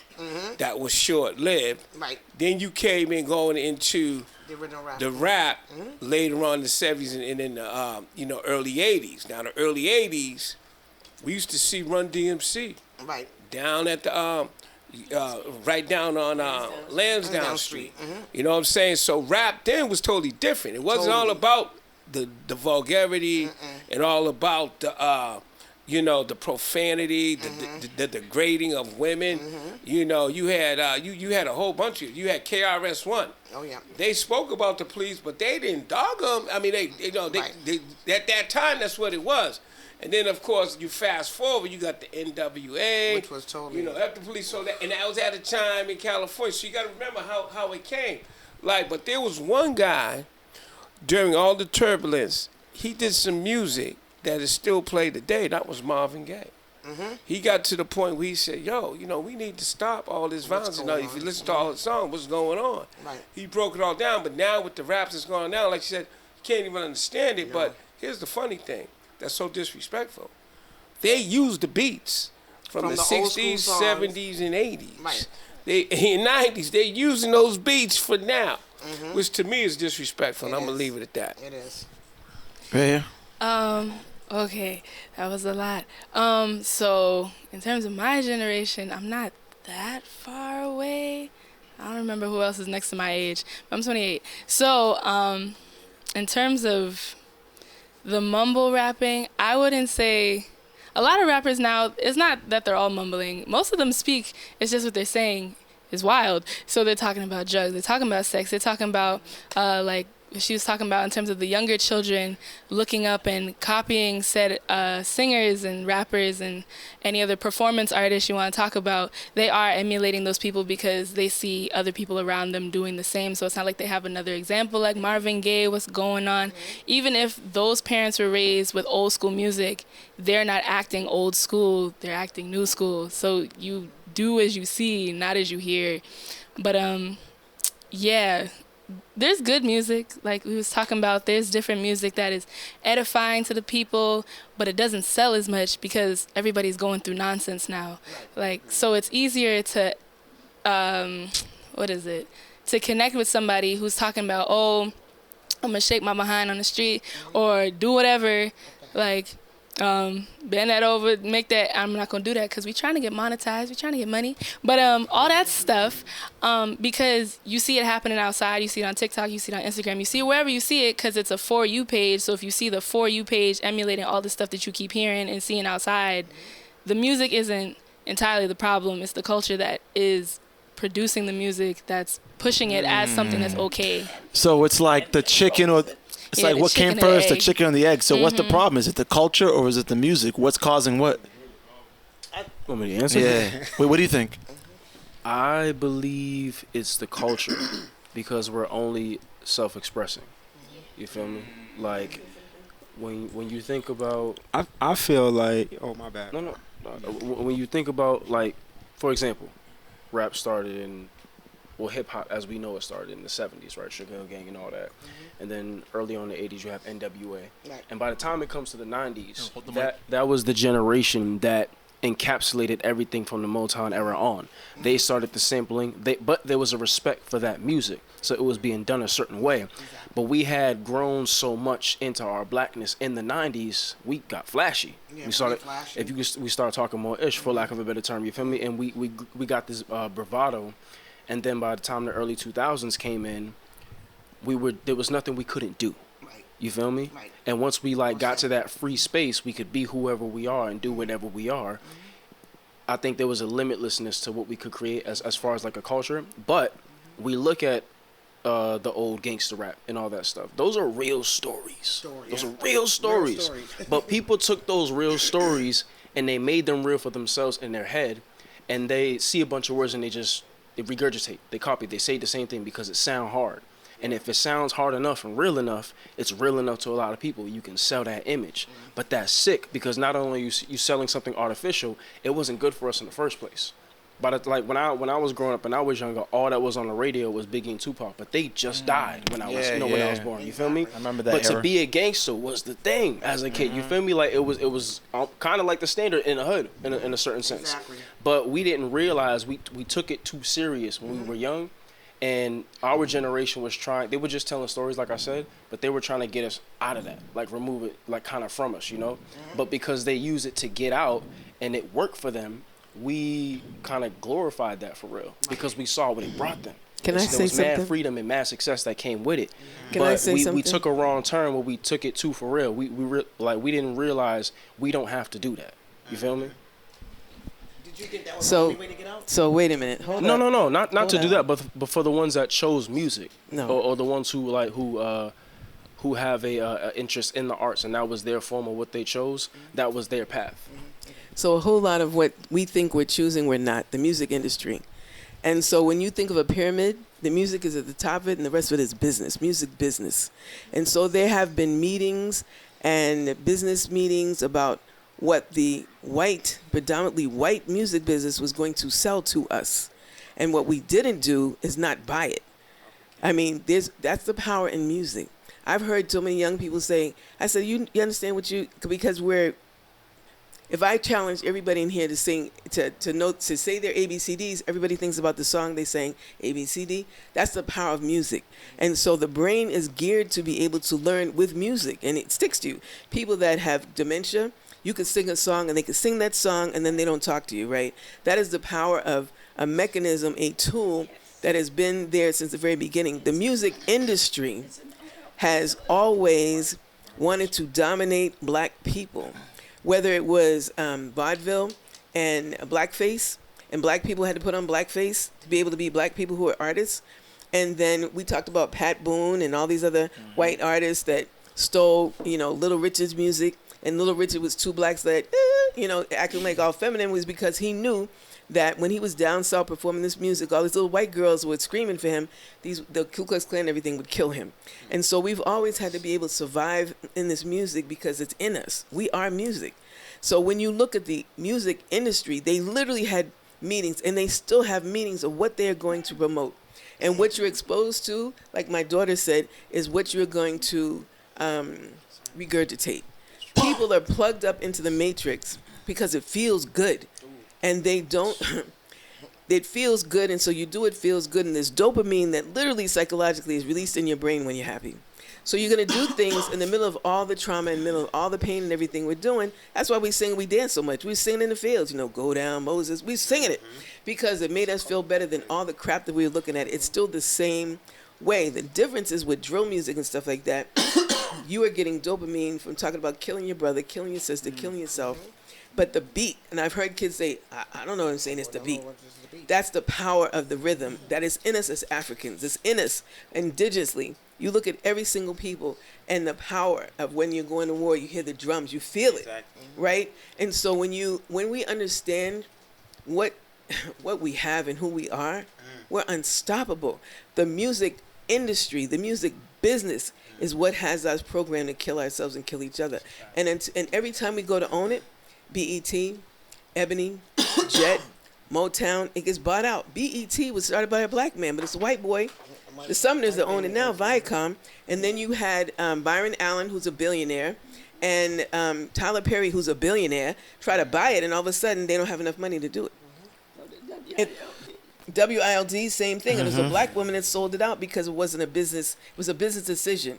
But we lost a major station, even though it was only daylight. It was a daylight station, but we lost a major communication vehicle for the black community. We have to stop selling out. We have to understand a problem. We have to understand. I mean, I worked at WRBB, WILD, WCAS. I've been in television and radio forever. And I watched when people are in control, what they make you do because you want to keep a paycheck.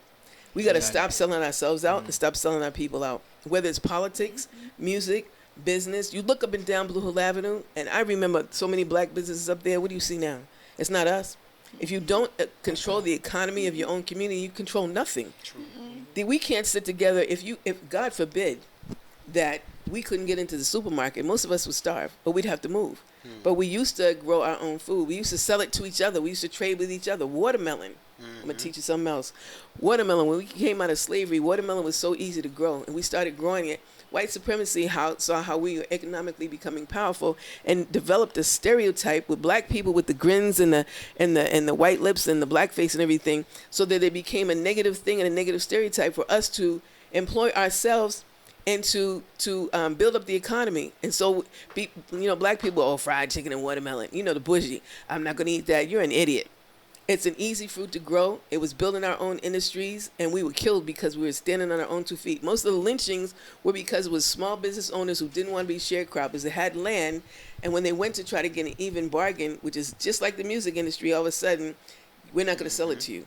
And if we don't own the distributors and the makers of the records, the makers, the recording studios and everything, we don't own it, and we can't control it. But when we do, we end up selling each other out and selling ourselves out. Okay, so I kind of want to... a lot has been kind of the energy, here is real thick. It's real thick. But I wanted to ask a question to some of the young folks on this panel. Like, what do you wish the older generation really understood about our generation more? What do you feel like they're misinterpreting about us that they need to understand? What can we tell them? We're not so different. We're not so different. Speak on it, bro. Speak on it. Y'all were hard-headed. Y'all didn't listen. Your parents told you things. You wanted to be... y'all were hard-headed. You wanted to do things. I mean, there was more respect there. I get it. But we can't act like defiance isn't just a human thing. We can't act like mistakes just aren't a human thing. We can't act like the wanting of independence isn't just a human thing. I think, like I said, it changes throughout the generation and how it looks. But we're making the same types of mistakes, just under different conditions. Yo. Next. What do you feel like the older generation could understand? about us?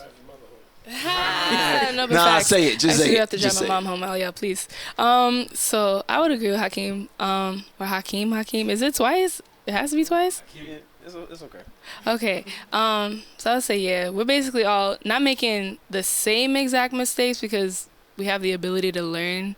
But it is history repeating itself a lot, and that can be because of a cultural thing, people not repeating things orally, or just naturally being defiant. Like, if a hard head makes a sore behind, I'm going to just go through it. It is what it is, and then I'll figure it out, and then I'll tell my kids or I'll tell the younger youth, and they'll do the same thing.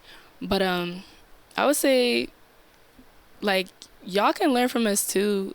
Even though, like, they do, they like should. we learn the music, we learn the history, we learn everything else under the sun, how to cook.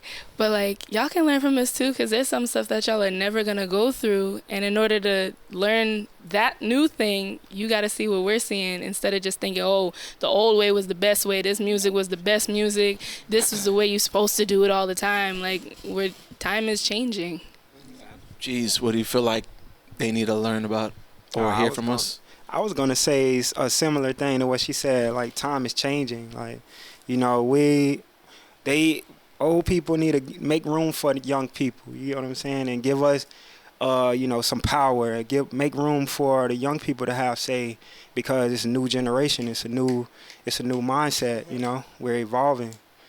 So in that essence, like, if they don't allow us to be adults or be the new version of the adults, like, we'll never be able to, take that power full, So. I would like to add something real quick. Old school, new school will rule any fool. Mm-hmm. We come together, and y'all can take that. I've been saying this because I work with young people. You see, you gotta, even though there's a lot of them that, as long as they could do it, like, I'm gonna give you a real quick story. I'm a basketball referee, so I was refereeing at my alma mater, Madison Park. I was doing the JV game, and I walked into the boys' room to use the bathroom. There were 40 kids in there vaping. As soon as I walked in, they all walked out, because I knew most of them in there. Number one. But the thing is, I grabbed one of them after the game was over and said, yo, man, why are you vaping? He said, yo, B, it's what everybody does, man. You know what I'm saying? I said, so what are you, a follower? Thought you were a leader. He says, I know, man. I said, listen, dude, you're better than that. Come on, man. You're better than that. But going back to that is you got to understand, see, you can't, what's the old saying? The old saying is that, well, basically is that, how can you tell somebody where they're going if they've never been, and vice versa? You know what I'm saying? Because when you really look at it, back in our day, we were creative. We didn't have all the cable channels. We had 4, 5, 6, 7, 20. We didn't have 25. We had channel 12, or you know what I'm saying? But now look at what the technology has done. The technology, they can do anything they want to. We used to be creative because we had nothing to do. We would be outside in the wintertime. What gets me right now is, when you look at it, is that we have more kids hanging in Nubian Square, Roxbury Crossing, Forest Hills, South Bay, Ashmont Station. They're hanging in these spots, but, yo, what happened to the community centers? You know what I'm saying? They're not doing their job. So, again, we've got to go out and get those Pied Pipers, because there are some of them there. You know that in schools now, it's so bad that they have to lock the bathrooms. And so kids got to run around trying to, because they don't want kids, because all the first thing kids are doing is they're not smoking weed, they're vaping. So it's the cultural thing. So, again, it's like old school, new school come together will rule out stupid fool or any fool. And I'm going to leave it at that. And for the older generation, what is the one piece of advice you want to leave with the young generation? The one piece of advice. Can I say something real quick? Somebody that's not here, Reverend Chauncey Moore was supposed to be here 101, and he would have been the oldest one here. He passed 2 days ago. I'm the oldest child and the oldest grandchild, and I always like sitting there listening to the elders because, you know, they say you learn more from experience, but it doesn't have to be my experience. It could be somebody else's experience. And so, you know, my daughter is amazing. She honors me every time she speaks. And she teaches me because her generation, our generation remotes would get up and change the channel. Y'all never grew up without a remote and electronics and TV. We saw the invention of that. And so I love the fact I'm in TV, I'm around young people all the time because you guys are adapted to that, and you have the bodies you have the bodies we used to have. You know what I'm saying? So we have to do this together because we've got the experience to be able to know what works and what doesn't work, but you have the fearlessness and to be able to go it and try it even if we tell you that. And so my daughter teaches me different things because that's her generation, but I teach her different things because you got to know the basic foundation of it. What I would want every young people to learn is that you're not going to stay young you're not going to stay young long. And so don't waste your younger years on foolishness. Some mistakes take people out. A lot of the people I grew up with died young or got killed young, and they never realized their dream. And one of the things I've heard was I thought I had more time. Whether it was a younger person or older person, I thought I had more time. You never know how much time you have. And you have to, from someone who had 3 strokes and almost died, and then last year almost died, if anything, you cannot get more time. You can replace money. You can even build back up your health. But time is done. Like, we started this program how long ago, and that's in the past. And you don't know what's in the future. So if I could say 2 things is, 1, you don't know how much time you have. And the time that you do have, live it fully in the present. Don't worry about what already happened that you can't, whatever was good or bad or traumatic. Don't get stuck in the past because you can't do anything about that. Don't get stuck in thinking in the future, and when I get older, I'm going to get this. When I get older, I'm going to do this. When I retire, I'm going to do this, because you don't know if that's ever going to happen. The only thing that you can truly, truly enjoy is right now, this conversation right now, and the seeds that are being dropped right now, and the relationships that are being built right now, and enjoy that fully. And from someone who was totally paralyzed, I couldn't walk, I couldn't talk, I couldn't move, I couldn't do anything. I wake up every morning, I'm glad it doesn't take 3 people to help me stand up. And you don't know that while you're young, because you can do stuff to your body, the vaping and the drinking and all this other craziness, and your body is absorbing this stuff. And you think, because you can wake up I was in the music industry. I'd stay up 3 days in this recording studio and sleep a day because I could. If I tried to do that now, are you kidding me? And so, we need each other. And so for the brains and the experience and the wisdom, to be able to couple with the fearlessness, because y'all don't think, because we did too.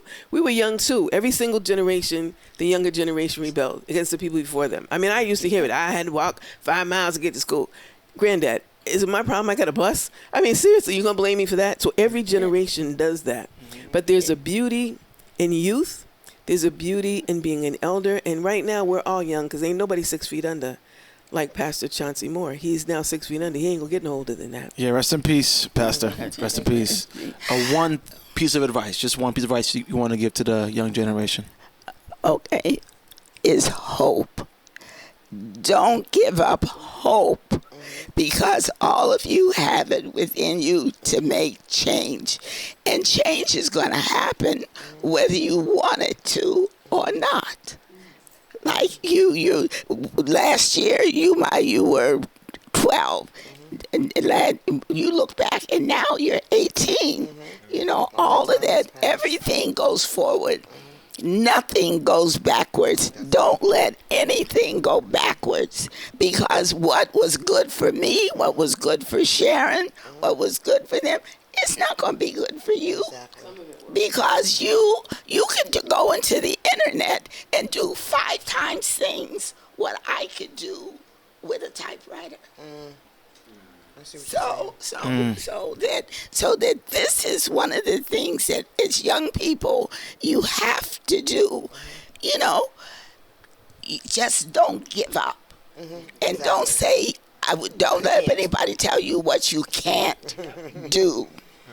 Because you can do anything as long as you have your health, your strength, and your mind is going to go with you whether you want it to or not.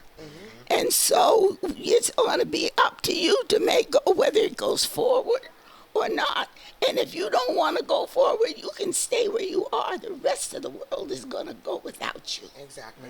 That's true. One piece of advice for the young generation. So for me, lead by example. My daughter's 38, and she's a powerhouse. And from infant, I taught her everything I knew, both good, bad, and ugly. And I think that what it is with the adults is you have to own your own, shit. There's nothing that my daughter doesn't know about me, any experience that I could have encountered, any danger, anything that I could have done wrong, whatever. And I think that parents keep themselves on a hierarchy and keep secrets, and they get the impression that they're better than their kids. And so, I mean, I face it my own self. There's some stuff that my mother has never admitted, and I know for a fact it happened, but then do as I say, do not what I do kind of thing.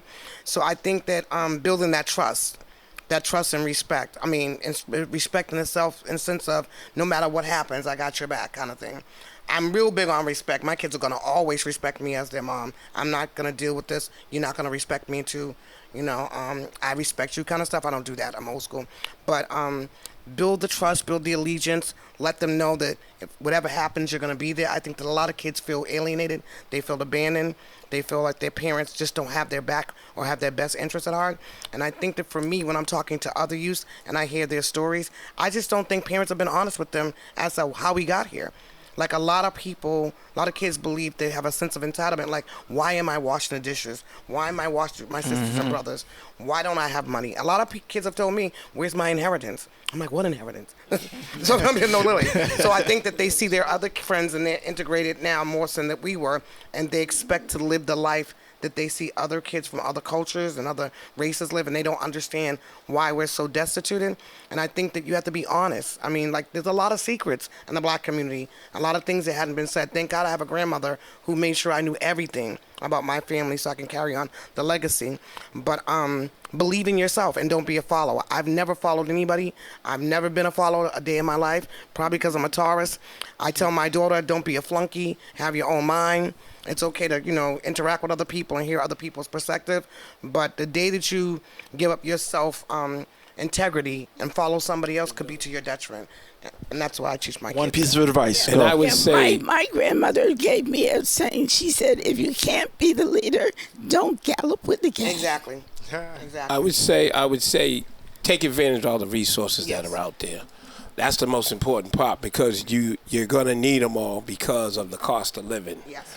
You're going to have to do well, look towards the future and understand that, build wealth, financial literacy, and take care, because, it's crazy. It is crazy. The rents are crazy up here. Like, I'm at I'm president of the Madison Park Alumni Association, and we try, our whole emphasis is like, it's important for you to go to school every day, because you're given an opportunity when you graduate to walk away with not just an academic diploma, but you're walking away with a trade.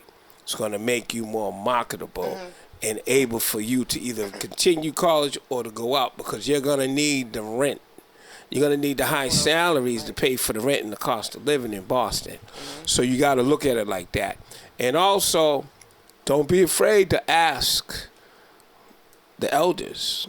Don't forget, and like I said, old school, new school is very important in that I've been, like, I go to meetings and I tell people, listen, if y'all don't have the young kids in the room, don't invite me, because it's not worth it. We need to have more intergenerational meetings, that needs to happen. Like right here today. Like right here today. That's what I'm saying. This is what I'm saying. We need to get this going, because, again, and it's all the way around. Like, if you got, I see a lot, I go to a lot of meetings, friends will ask me to go because I have a lot of insight into resources. But, like, one thing, like in the recovery, one of them is like, there's always, adults in recovery, which I understand that. But there are a lot of kids that are in recovery as well. There's a lot of kids in recovery when it comes to trauma, when it comes to going on. So that's using the resources that are around you is a key factor. Wow. Awesome. Definitely want to bounce off what you said. Like, this is lovely here tonight that we all can be here and share each other's spirits, ideas, and hearts, So, that kind of concludes tonight's episode of Show and Tell Boston. Okay, one time for y'all, one time. It was awesome. That's right. And we're definitely going to carry the wisdom and the words you all share with us today. We're definitely going to put it out there for everyone to hear. So thanks for tuning in. My name is Shane. This is Show and Tell Boston. And can I just get everyone to say, come meet the family real quick? Come meet the family. On three. 1, 2, 3. Come Meet the family. And we out. Thank you.